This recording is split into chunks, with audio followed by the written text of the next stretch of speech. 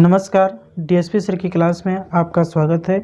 और आज आप सीखने जा रहे हैं उड का प्रयोग। जी हाँ, उड का दूसरा यूज़ सीखने जा रहे हैं, पार्ट 2। जैसा कि हमने आपको पहले ही बताया है कि उड का एक जगह नहीं कई जगह प्रयोग होता है। बस उसमें क्या होता है, कुछ हम सहायक क्रिया जोड़कर और बना लेते हैं।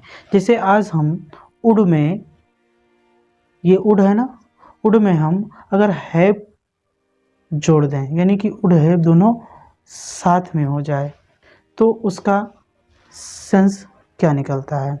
तो आपको चिंता करने की बात नहीं है, हम आपको तुरंत बता दे रहे हैं। ठीक है, तो अगर उड में अगर हैव लगा दिया जाए तो उसका हिंदी होता है चुका होता, चुकी होती, चुके होते।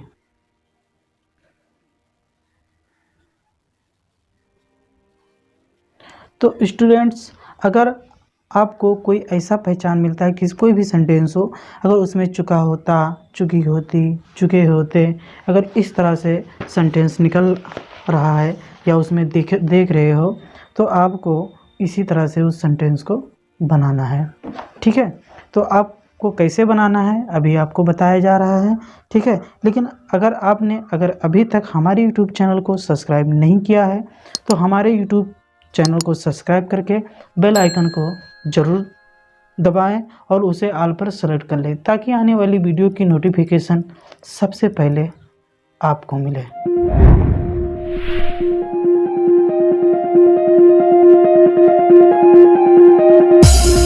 तो चलिए, ये उड हैव का जो पहचान है, उड हैव का कोई पूछे पहचान क्या है ना, उड हैव अगर साथ में लग जाए तो उसका पहचान क्या होता है। तो आप यही बताना कि वाक्य के अंत में चुका होता, चुकी होती, चुके होते, है ना, अगर शब्द आ रहे हैं तो आप उसको उड हैव लगाकर बनाओगे। ठीक है, अब जैसे कोई एग्जाम्पल पूछे तो आप कह सकते हो, मैं लिख चुका होता, तुम घर जा चुके होते, मैं नहा चुका होता, तुम सो चुके होते, मैं खाना खा चुका होता, तुम मैच खेल चुके होते। तो इस तरह से बहुत सारे सेंटेंस है, आप उसको बेखूबी से आप बना भी सकते हो और प्रैक्टिस भी कर सकते हो। और रात को सोते समय ज़रूर सोचा करो ऐसे ऐसे सेंटेंस, ठीक है, कि इसको कैसे बनेगा, और उसको सोचो और मन में ही उसको बना डालो। ठीक है, और आप अभी के लिए फ़िलहाल नोटबुक निकाल लीजिए और उसको जल्दी से कॉपी कर लीजिए, क्योंकि भूल जाओगे ना तो देखने के काम आएगा, वरना फिर स्क्रीनशॉट मार लीजिएगा। क्लियर? चलिए फिर हम आपको बताते हैं। तो देखिए, ये सेंटेंस आपको कैसे बनाना है। सबसे पहले हम आपको रूल लिख दे रहे हैं। तो रूल हमारा कह रहा है, सबसे पहले आप सब्जेक्ट लिखोगे। क्या लिखोगे? सब्जेक्ट। और ये वुड हैव को आपको वैसे उतार देना है, समझो ये आपको दहेज में मिला है, ठीक है, कि इसको वैसे उतार लेंगे। उसके बाद भैया आपको ये एक बात ध्यान रखना है, V3 लगाना है। देखिए, वर्ब का फर्स्ट फॉर्म, सेकेंड फॉर्म, ठीक है, यानी V1, V2, V3 और V4 और V5। देखिए 5 होते हैं। जैसे आपको एक एग्जांपल द्वारा बता दे रहे हैं, जैसे V1 हमारा क्या है, गो, सेकंड क्या है, वेंट, थर्ड क्या है, गॉन, और फोर्थ क्या है, गोइंग, और 5 क्या है, गोस। ठीक है, तो इस तरह से आपका चलेगा। तो आपको इससे नहीं मतलब है, सेकंड से नहीं मतलब है, फोर्थ से नहीं मतलब है, 5 से नहीं मतलब है, केवल आपको थर्ड से मतलब है, यानी आपको हमेशा V3 लगाना है। क्लियर? उसके बाद आपको क्या लिखना है, ऑब्जेक्ट, और अंत में फुल स्टॉप चिपका देना। ठीक है, और आपका सेंटेंस बन जाएगा। तो चलिए हम स्टार्ट करते हैं बनाना। तो जैसा कि मेरा पहला एग्जाम्पल है, मैं लिख चुका होता, मैं लिख चुका होता। तो इसको आप कैसे बनाओगे? ठीक है, कोई दिक्कत नहीं। सबसे पहले ये सब्जेक्ट है, सब्जेक्ट उतार लीजिए। सब्जेक्ट क्या है, मैं की अंग्रेजी आई। अब ये वुड हैव ना दहेज में मिला है, जैसा कि बताया गया, इसको वैसे उतार लीजिए, इसको उतार लिया। अब क्या बचा, वर्ब का थर्ड फॉर्म। तो देखिए, लिखना का थर्ड फॉर्म क्या होता है, राइट, रोट, रिटन, यानी कि आप लिखोगे WRITEN, रिटन। तो ये हमारा क्या हो जाएगा, सेंटेंस हो जाएगा। ठीक है, चलिए एक एग्जांपल और ले लेते हैं। जैसे मैं कहता हूँ कि वह गीत गा चुकी है, वह गीत गा चुकी है।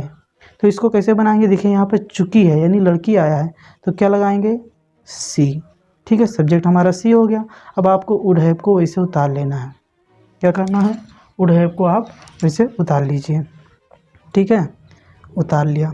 इसके बाद देखिए गाना। अब गाना का 3 फॉर्म होता है, सिंग, सेंग, संग, यानी कि तीसरा वाला क्या हो जाएगा, संग। बचा गीत, तो ए सॉन्ग।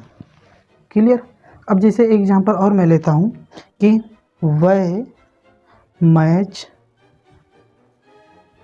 खेल चुके होते, है ना, वह मैच खेल चुके होते। तो देखिए वह की अंग्रेजी यहाँ क्या हो जाएगी, दे हो जाएगा। सब्जेक्ट हमारा है। वुड हैव को आप क्या करोगे, वैसे उतार लोगे। ये उतार लिया। अब बचा क्या, खेलना। तो खेलना का थर्ड फॉर्म क्या होता है, प्लेड। बचा मैच, तो द मैच या द क्रिकेट, कुछ भी लिख दो। ठीक है, तो इस तरह से हमें सेंटेंस को बनाना है। तो उम्मीद है आपको समझ में आ गया और इसे आप बेखूबी से बना लेंगे। तो आपको इसी तरह से बहुत सारे सेंटेंस बनाना है।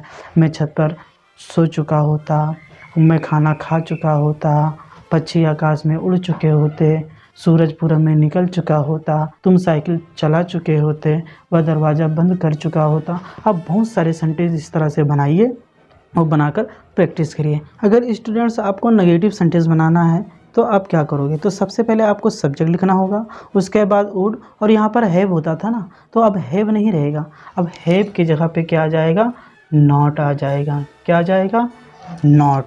तो हम यहाँ पर प्लस नॉट करेंगे। अब हम हैव लगाएंगे, कहने के मतलब वुड और हैव के बीच में ये नॉट आ जाएगा। और बाकी फिर वही वर्ब का थर्ड फॉर्म प्लस ऑब्जेक्ट, और अंत में क्या लगाएंगे, फुल स्टॉप। तो चलिए हम इसका भी एग्जांपल देख लेते हैं।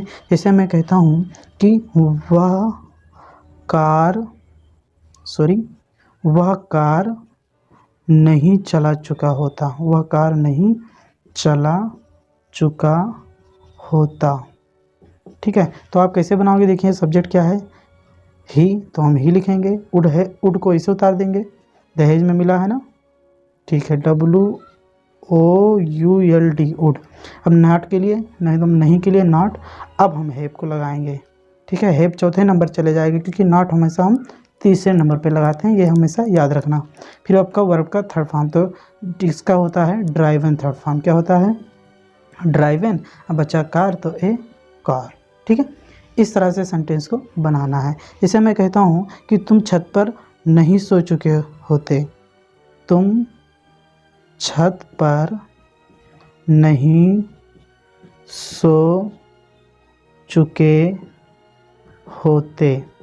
तो देखिए इसको कैसे बनाएंगे, तुम है तो सब्जेक्ट यू हो जाएगा, यू के बाद क्या करेंगे, वुड को वैसे उतार देंगे, नहीं है तो क्या लगाएंगे, नॉट लगा देंगे। बचा हैव, तो हैव को भी आप वैसे उतार दीजिए। अब बचा क्या, सोना। तो सोना का थर्ड फॉर्म क्या होता है, स्लेप्ट। ठीक है, तो स्लेप्ट लिखेंगे। अब बचा क्या, छत पर, तो ऑन द रूफ। ठीक है, तो आप इस तरह से बहुत सारे नेगेटिव सेंटेंस आप बना सकते हो। चलिए अब हम इंट्रोगेटिव सेंटेंस देख लेते हैं। देखिए इंट्रोगेटिव सेंटेंस में क्या होता है, जो हेल्पिंग वर्ब वुड होता है उसको हम आगे कर देते हैं और सब्जेक्ट को पीछे कर देते हैं और फुल स्टॉप की जगह पे क्वेश्चन मार्क लगा देते हैं। बिल्कुल बाकी सब सेम रहता है, जैसा बनाते थे वैसा ही बनेगा। तो आप इसको कैसे बनाओगे, चलिए लेकिन आप पहचानोगे कैसे, सबसे पहले ही जान लेते हैं। देखिए जिस सेंटेंस में क्या सबसे पहले होता है उसको हम हेल्पिंग वर्ब की सहायता से बनाते हैं।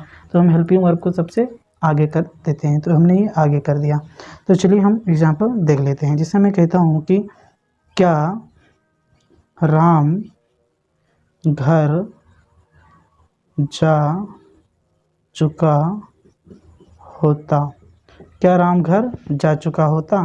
तो देखिए यहाँ पर राम किसी का नाम है। ठीक है, तो आपको कुछ ऐसा सोचने की ज़रूरत नहीं कि क्या लगाना है, वुड को आपको वैसे उतार देना है, तो आप वुड लगाओगे। ठीक है, प्लस सब्जेक्ट क्या है, राम, तो आप राम को लिख दोगे। देखिए हैव है तो हैव को आप वैसे उतार दोगे। अब देखिए ये V3 है, तो V3 मतलब जाना, जाना का अंग्रेजी क्या होगा, गो, तो गो का थर्ड फॉर्म क्या होता है, गॉन। अब बचा क्या, घर, तो क्या हो जाएगा, होम। ठीक है, अब यहाँ पे टू नहीं लगेगा, घर के साथ टू नहीं लगता है। अगर आपको इस तरह से इसका नेगेटिव प्लस इंट्रोगेटिव सेंटेंस बनाना है, इस तरह से जैसे कहा जाए क्या राम घर नहीं जा चुका होता, तो यानी कि यहाँ पर क्या आ जाता है, नहीं। तो आपको ऐसे सेंटेंस बनाने के लिए कुछ नहीं करना है, वुड फिर सब्जेक्ट, बस तीसरे नंबर पे आपको यहाँ पे नॉट लगा देना है। यहाँ पर क्या करना है, नॉट लगा देना है, आपका बन जाएगा। जैसे देखिए ये वुड आप ऐसे लिखोगे, ठीक है, फिर राम ऐसे लिखोगे। अब ये राम 1 2, राम तीसरे नंबर पे क्या है, नॉट, तो नॉट लगा देंगे। बाकी आपको कुछ नहीं करना है, कौन है ना, होम, सब वैसे उतार देना है। तो आप ये भी जान गए नेगेटिव प्लस इंटरोगेटिव कैसे बनेगा। चलिए एक एग्जांपल हम और ले लेते हैं। क्या हम तुम्हें नहीं पीट चुके होते।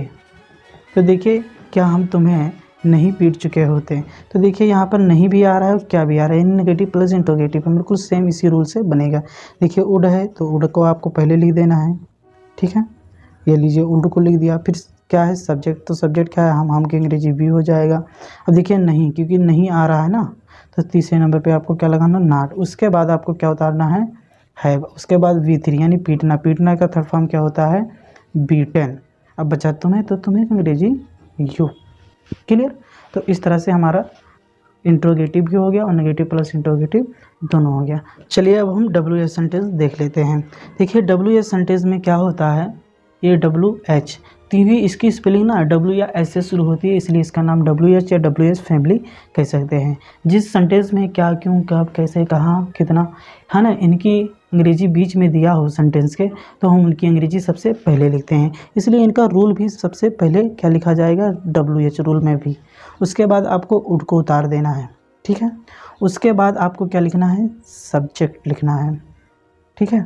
उसके बाद मैं नॉट भी लगा दे रहा हूँ, क्योंकि अगर नेगेटिव भी आएगा तो आपको इसमें चौथे नंबर पे, ये एक WH ही ऐसा सेंटेंस है जिसमें हम चौथे नंबर पे नॉट लगाते हैं। उसके बाद हम क्या करेंगे, हैव। कहने का मतलब अगर नहीं रहेगा तो नॉट लगाना, वरना नहीं रहेगा तो नहीं लगाएंगे, इसलिए हमने गोला बना दिया है। उसके बाद आपको लिखना है V3 प्लस ऑब्जेक्ट, और अंत में क्या लगाएंगे, क्वेश्चन मार्क। तो देखिए आपको पहले क्या करना है, WH वर्ड लिखना है, उसके बाद वुड, उसके बाद सब्जेक्ट। नहीं रहेगा तो आप नॉट लगाओगे, वरना नहीं लगाओगे, इसलिए इसको गोला में बना दिया गया है। उसके बाद हैव लिखोगे, फिर V3 प्लस ऑब्जेक्ट। तो चलिए जैसे मैं कहता हूँ कि तुम कहाँ जा चुके होते, तुम कहाँ जा चुके होते, ठीक है। तो देखिए यहाँ पे क्वेश्चन कर रहा है, कौन, ये, तो हम इसकी अंग्रेजी पहले लिखेंगे। WH का यही मतलब होता है, क्योंकि कहाँ की अंग्रेजी क्या होता है, वेयर। इसको WH इसलिए कहते हैं कि जो भी क्वेश्चन करने वाले वर्ड होते हैं उनकी अंग्रेजी या तो W या S से शुरू होती है, इसलिए इसे हम WH सेंटेंस कहते हैं, मतलब WH वर्ड कहते हैं। तो हमने यहाँ पर WH मतलब कहाँ की अंग्रेजी वेयर लिखा, क्योंकि क्यों, कब, कैसे, कहाँ की अंग्रेजी हम सबसे पहले लिखते हैं। उसके बाद हेल्पिंग वर्ब हमारा जो भी होता है वुड, उसको हम लिख देंगे, प्लस हमारा क्या है, सब्जेक्ट। तो सब्जेक्ट क्या है, तुम की अंग्रेजी क्या हो जाएगा, यू। अब देखिए नहीं इसमें तो है नहीं, तो हम नहीं लिखेंगे, ठीक है, नहीं है तो नहीं लिखेंगे। उसके बाद हैव है तो हम हैव लिखेंगे।